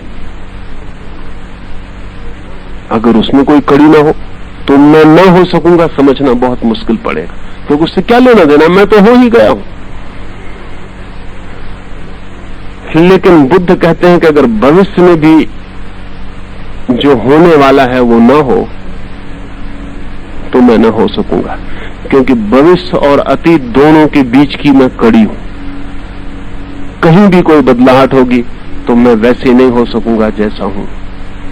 कल ने भी मुझे बनाया, आने वाला कल भी मुझे बनाता है। यही ज्योतिष है। बीता कल ही नहीं, आने वाला कल भी, जा चुका नहीं, जो आ रहा है वो भी, जो सूरज पृथ्वी पे उगे वो नहीं, जो उगेंगे वो भी भागीदार हैं। वो भी आज के क्षण को निर्मित कर रहे हैं। क्योंकि जो वर्तमान का क्षण है ये हो ही ना सकेगा अगर भविष्य का क्षण इसके आगे ना खड़ा हो। उसके सहारे ही ये हो पाता है। हम सबके हाथ भविष्य के कंधे पर रखे हुए, हम सबके पैर अतीत के कंधों पर पड़े हुए, हम सबके हाथ भविष्य के कंधों पर रखे हुए। नीचे तो हमें दिखाई पड़ता है कि अगर मेरे नीचे जो खड़ा है वो ना हो तो मैं गिर जाऊंगा, लेकिन भविष्य में मेरे जो फैले हाथ हैं, वो जो कंधों को पकड़े हुए हैं, अगर वो भी ना हो तो भी मैं गिर जाऊंगा। जब कोई व्यक्ति अपने को इतनी आंतरिक एकता में अतीत और भविष्य के बीच जुड़ा हुआ पाता है, तब वो ज्योतिष को समझ पाता, तब ज्योतिष धर्म बन जाता है, तब ज्योतिष अध्यात्म हो जाता है। और नहीं तो वो जो नॉन एसेंशियल है, गैर जरूरी है, उससे जुड़ के ज्योतिष सड़क की मदारीगिरी हो जाता है। उसका फिर कोई मूल्य नहीं रह जाता।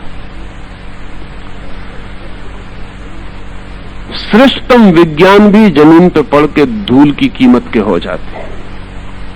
हम उनका क्या उपयोग करते हैं इस पर सारी बात निर्भर है। इसलिए मैं बहुत द्वारों से एक तरफ आपको धक्का दे रहा हूं कि आपको यह ख्याल में आ सके कि सब संयुक्त है। संयुक्तता, इस जगत का एक परिवार होना या एक ऑर्गेनिक बॉडी होना, एक शरीर की तरह होना। मैं सांस लेता हूं तो पूरा शरीर प्रभावित होता है। सूरज सांस लेता है तो पृथ्वी प्रभावित होती है, और दूर के महासूर्य हैं वो भी कुछ करते हैं तो पृथ्वी प्रभावित होती है, और पृथ्वी प्रभावित होती तो हम प्रभावित होते हैं। सब चीज, छोटा सा रोआ तक महान सूर्यों के साथ जुड़ के कपता है, कंपित होता है। ये ख्याल में आ जाए तो हम सारभूत ज्योतिष में प्रवेश कर सकें और असारभूत ज्योतिष की जो व्यर्थताएं हैं उनसे भी बच सकें। क्षुद्रतम बातें हम ज्योतिष से जोड़ के बैठ गए हैं, अति क्षुद्र, जिनका कहीं भी कोई मूल्य नहीं है, और उनको जोड़ने की वजह से बड़ी कठिनाई होती है। जैसे हमने जोड़ रखा है कि एक आदमी गरीब पैदा होगा या एक आदमी अमीर पैदा होगा तो इसका संबंध ज्योतिष से होगा। नहीं, गैर जरूरी बात है। अगर आप नहीं जानते हैं तो ज्योतिष से संबंध जुड़ा रहेगा, अगर आप जान लेते हैं तो आपके हाथ में आ जाएगा। एक बहुत मीठी कहानी आपको कहूं तो ख्याल में आए। जिंदगी ऐसा ही बैलेंस है, ऐसा ही संतुलन है। मोहम्मद का एक शिष्य है अली, और अली मोहम्मद से पूछता है कि बड़ा विवाद है सदा से कि मनुष्य स्वतंत्र है अपने कृत्य में या परतंत्र, बंधा है कि मुक्त, मैं जो करना चाहता हूं वो कर सकता हूं या नहीं कर सकता हूं। सदा से आदमी ने ये पूछा है, क्योंकि अगर हम कर ही नहीं सकते कुछ तो फिर किसी आदमी को कहना चोरी मत करो, झूठ मत बोलो, ईमानदार बनो, ना समझी। एक आदमी अगर चोर होने को ही बंधा है तो ये समझाते फिरना कि चोरी मत करो, ना समझी। या फिर ये हो सकता है कि एक आदमी के भाग में बंधा है कि वो यही समझाता रहे कि चोरी ना करो, जानते हुए कि चोर चोरी करेगा, बेईमान बेईमानी करेगा, असाधु असाधु होगा, हत्या करने वाला हत्या करेगा, लेकिन अपने भाग में ये बंधा है कि अपन लोगों को कहते फिरो कि चोरी मत करो। एब्सर्ड है।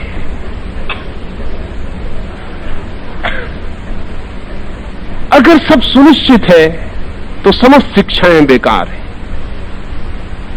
सब प्रोफेट और सब पैगंबर, सब तीर्थंकर व्यर्थ है। महावीर से भी लोग पूछते हैं, बुद्ध से भी लोग पूछते हैं कि अगर होना है वही होना है तो आप समझा क्यों रहे, किस लिए समझा रहे। मोहम्मद से भी अली पूछता है कि आप क्या कहते हैं। अगर महावीर से पूछा होता अली ने तो महावीर ने जटिल उत्तर दिया होता, अगर बुद्ध से पूछा होता तो बड़ी गहरी बात कही होती, लेकिन मोहम्मद ने वैसा उत्तर दिया जो अली की समझ में आ सकता था। कई बार मोहम्मद के उत्तर बहुत सीधे और साफ है। अक्सर ऐसा होता है, जो लोग कम पढ़े लिखे हैं, ग्रामीण हैं, उनके उत्तर सीधे और साफ होते हैं, जैसे कबीर के या नानक के या मोहम्मद के या जीसस के। बुद्ध और महावीर के और कृष्ण के उत्तर जटिल है।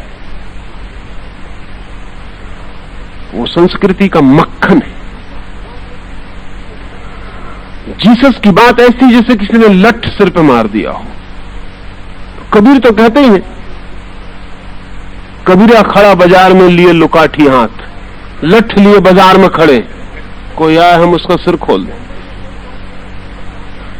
मोहम्मद ने कोई बहुत मेटाफिजिकल बात नहीं की। मोहम्मद ने कहा अली एक पैर उठा के खड़ा हो जा।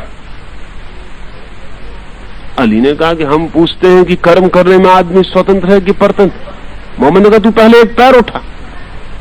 अली बेचारा एक पैर बायां पैर उठा के खड़ा हो गया। मोहम्मद ने कहा अब तू दायां भी उठा ले।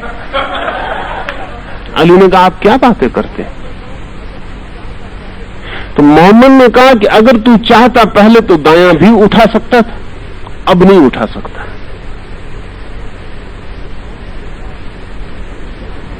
तो मोहम्मद ने कहा कि एक पैर उठाने को आदमी सदा स्वतंत्र है, लेकिन एक पैर उठाती तत्काल दूसरा पैर बंध जाता है।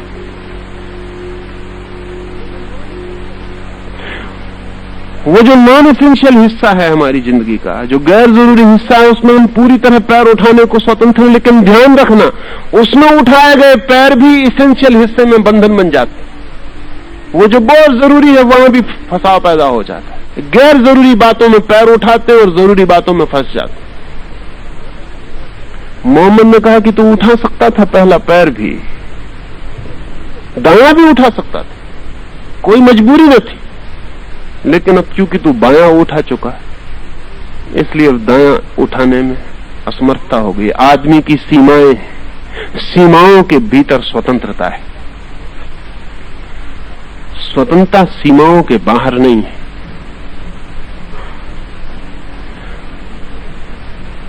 बहुत पुराना संघर्ष है आदमी के चिंतन का कि अगर आदमी पूरी तरह परतंत्र, जैसा ज्योतिषी साधारणता कहते हुए मालूम पड़ते हैं, साधारण ज्योतिषी कहते हुए मालूम पड़ते हैं सब सुनिश्चित है, जो विधि ने लिखा है वो होके रहेगा,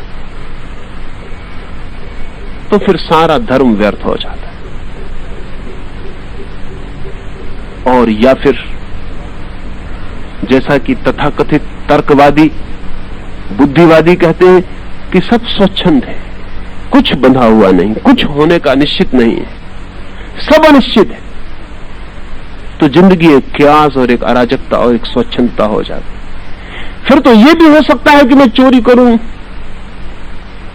और मोक्ष पा जाऊं, हत्या करूं और परमात्मा मिल जाए, क्योंकि जब कुछ भी बंधा हुआ नहीं है और किसी भी कदम से कोई दूसरा कदम बंधता नहीं है, और जब कहीं भी कोई नियम और सीमा नहीं है।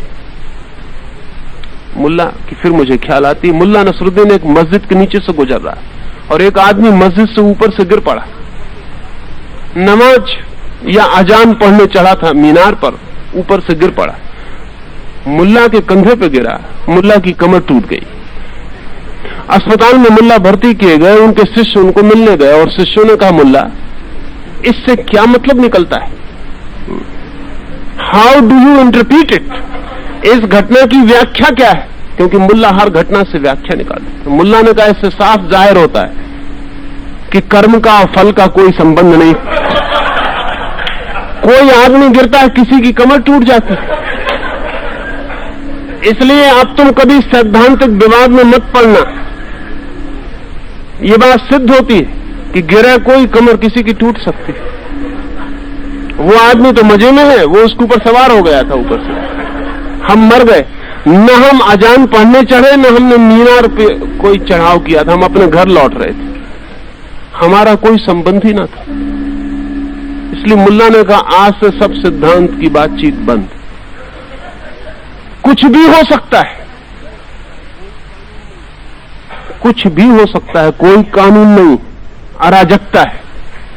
नाराज था, स्वाभाविक था, उसकी कमर टूट गई थी। दो विकल्प सीधे रहे।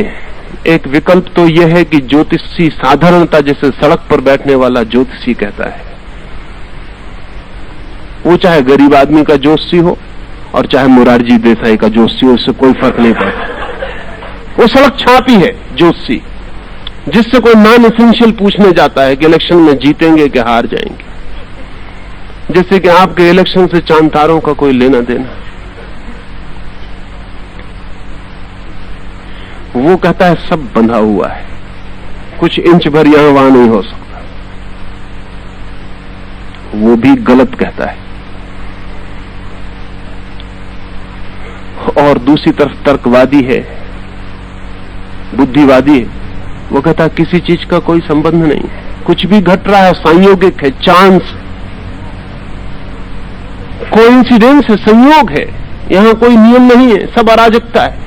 वो भी गलत कहता है, यहां नियम है, क्योंकि वो बुद्धिवादी कभी बुद्ध की तरह आनंद से भरा हुआ नहीं मिलता।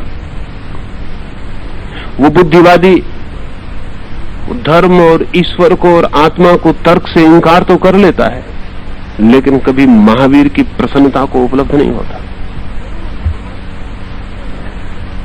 जरूर महावीर कुछ करते हैं जिससे उनकी प्रसन्नता फलित होती है, और बुद्ध कुछ करते हैं जिससे उनकी समाधि निकलती है, और कृष्ण कुछ करते हैं जिससे उनकी बांसुरी के स्वर अलग है। स्थिति तीसरी है, और तीसरी स्थिति यह है कि जो बिल्कुल सारभूत है, जो अंतरतम है, वो बिल्कुल सुनिश्चित है। जितना हम अपनी केंद्र की तरफ आते हैं उतना निश्चय के करीब आते हैं, जितना हम अपनी परिधि की तरफ, सर्कमफ्रेंस की तरफ जाते हैं उतना संयोग के करीब जाते हैं। जितना हम बाहर की घटना की बात कर रहे हैं उतनी संयोगिक बात है, जितनी हम भीतर की बात कर रहे हैं उतनी ही नियम और विज्ञान पर उतनी ही सुनिश्चित बात हो जाए। दोनों के बीच में भी जगह है जहां बहुत रूपांतर होते हैं, जहां जानने वाला आदमी विकल्प चुन लेता है, नहीं जानने वाला अंधेरे में वही चुन लेता है जो भाग्य, जो अंधेरा, जो संयोग उसको पकड़ा देता है। 3 बातें हुई। ऐसा क्षेत्र है जहां सब सुनिश्चित है, उसे जानना सारभूत ज्योतिष को जानना है। ऐसा क्षेत्र है जहां सब अनिश्चित है, उसे जानना व्यवहारिक जगत को जानना है। और ऐसा क्षेत्र है जो दोनों के बीच में है, उसे जानकर आदमी जो नहीं होना चाहिए उससे बच जाता है, जो होना चाहिए उसे कर लेता है। और अगर परिधि पर और परिधि और केंद्र के मध्य में आदमी इस भांति जिए कि केंद्र पर पहुंच पाए तो उसकी जीवन की यात्रा धार्मिक हो जाती। और अगर इस भांति जिए कि केंद्र पर कभी ना पहुंच पाए तो उसके जीवन की यात्रा अधार्मिक हो जाती। जैसे एक आदमी चोरी करने खड़ा है, चोरी करना कोई नियति नहीं है, चोरी करनी ही पड़ेगी ऐसा कोई सवाल नहीं है, स्वतंत्रता पूरी मौजूद है। हाँ, करने के बाद एक पैर उठ जाएगा, दूसरा पैर फंस जाएगा, करने के बाद ना करना मुश्किल हो जाए, करने के बाद बचना मुश्किल हो जाए, किए हुए का सारा प्रभाव व्यक्तित्व को ग्रसित कर लेगा। लेकिन जब तक नहीं किया है तब तक विकल्प मौजूद है। हां और ना के बीच में आदमी का चित्त डोल रहा है। अगर वो ना कर दे तो केंद्र की तरफ आ जाएगा, अगर वो हां कर दे तो परिधि पर चला जाएगा। वो जो मध्य में है चुनाव, वहां अगर वो गलत को चुन ले तो परिधि पर फेंक दिया जाता है, और अगर सही को चुन ले तो केंद्र की तरफ आ जाता है। तो उस ज्योतिष की तरफ जो हमारे जीवन का सारभूत है। कुछ बातें मैंने कही।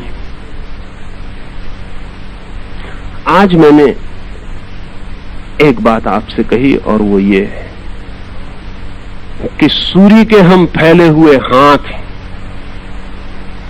सूर्य से जन्मती है पृथ्वी, पृथ्वी से जन्मते हैं हम। हम अलग नहीं हैं, हम जुड़े हैं। हम सूर्य के ही दूर तक फैली हुई शाखाएं और पत्ते। सूर्य की जड़ों में जो होता है वो हमारे पत्तों के रोए रोए रेसे रेसे तक फैल जाता है और कंपित कर जाता है।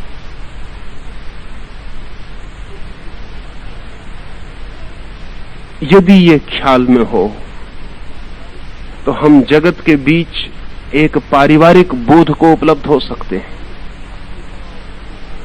तब हमें स्वयं की अस्मिता और अहंकार में जीने का कोई प्रयोजन नहीं।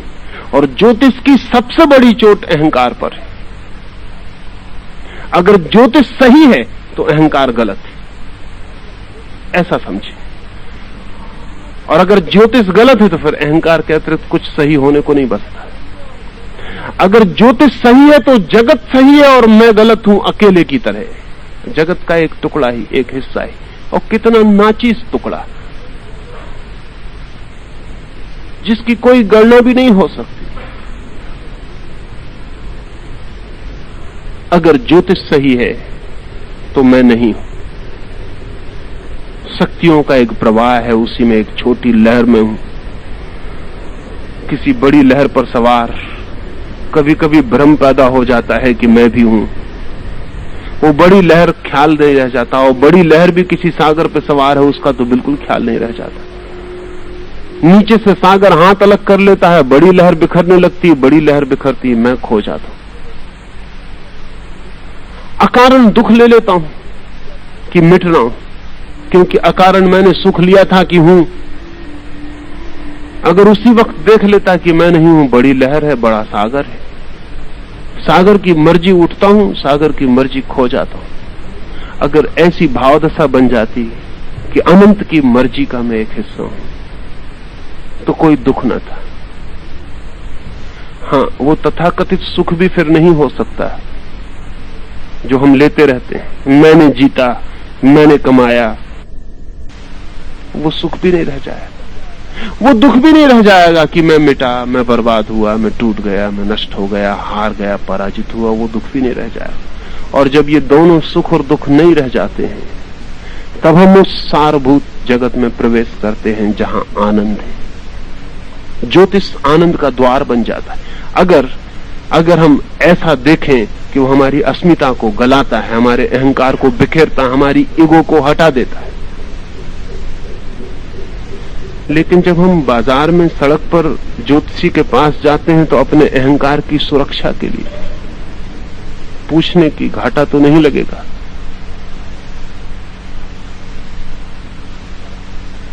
ये लॉटरी मिल जाएगी, नहीं मिलेगी। ये धंधा हाथ में लेते हैं, सफलता निश्चित है। अहंकार के लिए हम पूछने जाते हैं। और मजा यह है कि ज्योतिष पूरा का पूरा अहंकार के विपरीत है। ज्योतिष का अर्थ ही यह है कि आप नहीं हो, जगत है। आप नहीं हो, ब्रह्मांड है, विराट शक्तियों का प्रभाव है, आप कुछ भी नहीं हो।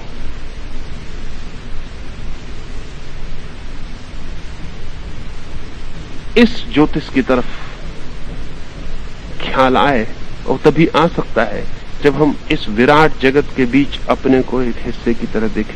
इसलिए मैंने कहा कि सूर्य से किस भांति सारा का सारा संयुक्त और जुड़ा हुआ है।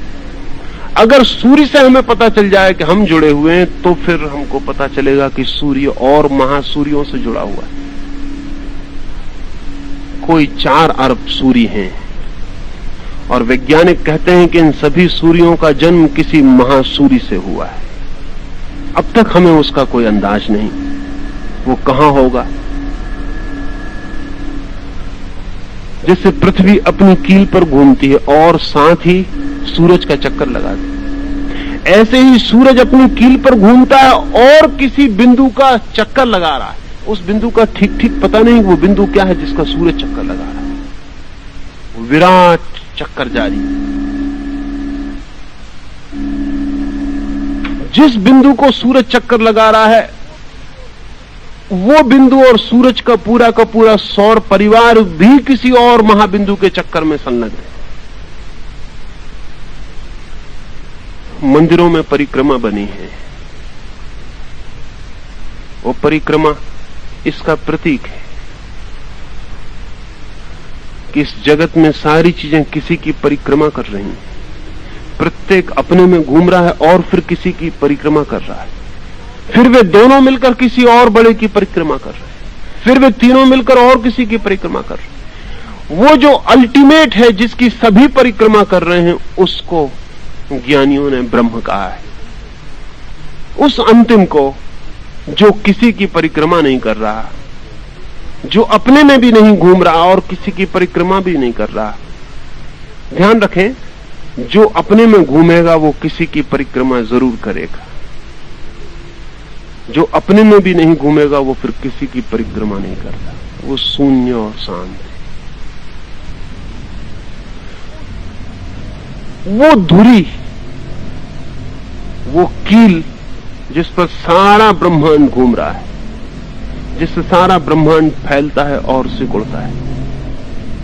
हिंदुओं ने तो सोचा है कि जैसे कली फूल बनती है फिर बिखर जाती, ऐसे ही पूरा जगत खिलता है, फैलता है, एक्सपेंड होता है, फिर प्रलय को उपलब्ध हो जाता है।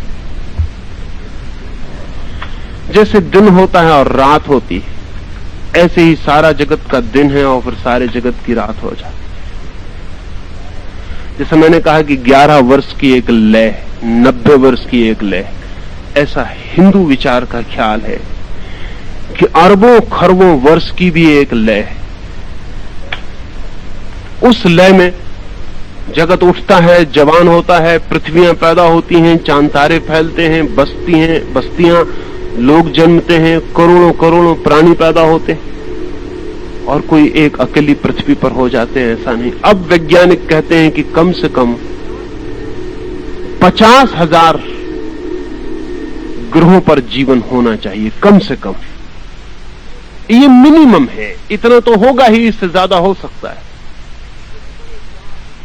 इतने बड़े विराट जगत में अकेली पृथ्वी पर जीवन हो, ये संभव नहीं मालूम होता। 50,000 ग्रहों पर, 50,000 पृथ्वियों पर जीवन है, अनंत फैलाव है, फिर सब सिकुड़ जाता है। ये पृथ्वी सदा नहीं थी, सदा नहीं होगी। जैसे मैं सदा नहीं था, सदा नहीं होऊंगा, वैसे ये पृथ्वी सदा नहीं थी, सदा नहीं होगी। ये सूरज भी सदा नहीं था, सदा नहीं होगा। ये चांद तारे भी सदा नहीं थे, सदा नहीं होंगे। इनके होने और न होने का वर्तुल घूमता रहता है। उस विराट पहिए में हम भी कहीं एक पहिए की किसी धुरी पर न होने जैसे कहीं हैं। और अगर हम सोचते हो कि हम अलग हैं, तो हमारी स्थिति वैसी है जैसे कोई आदमी ट्रेन में बैठा हो। मैंने सुना है कि एक आदमी एक हवाई जहाज में सवार हुआ और जल्दी पहुंच जाए इसलिए तेजी से हवाई जहाज के भीतर चलने लगा। जल्दी पहुंच जाने के ख्याल से स्वाभाविक तर्क है, अगर जल्दी चलिएगा तो जल्दी पहुंच जाइए। यात्रियों ने उसे पकड़ा और कहा कि आप क्या कर रहे हैं? उसने कहा कि मैं थोड़ा जल्दी में हूं। जमीन पर उसका जो तर्क था वो पहली दफे हवाई जहाज में सवार हुआ था। जमीन पर वो जानता था कि जल्दी चलिए तो जल्दी पहुंच जाते। हवाई जहाज पर भी वो जल्दी चल रहा था। इसका बिना ख्याल किए कि उसके चलना अब इर्रिलेवेंट है, अब असंगत है। अब हवाई जहाज चल ही रहा है, वो चल के सिर्फ अपने को थका ले सकता है, जल्दी नहीं पहुंचेगा। ये हो सकता है कि पहुंचते पहुंचते इतना थक जाए कि उठ भी ना पाए। उसे विश्राम कर लेना चाहिए, उसे आंख बंद करके लेट जाना चाहिए। धार्मिक व्यक्ति में उसे कहता हूं जो इस जगत की विराट गति के भीतर विश्राम को उपलब्ध है, जो जानता है विराट चल रहा है, जल्दी नहीं है, मेरी जल्दी से कुछ होगा नहीं। अगर मैं इस विराट की लयबद्धता में एक बना रहूं, वही काफी, वही आनंदपूर्ण। ज्योतिष के लिए मैं इसीलिए आपसे इतनी बातें कहा हूं। ये ख्याल में आ जाए तो ज्योतिष आपके लिए अध्यात्म का द्वार सिद्ध हो सकता है।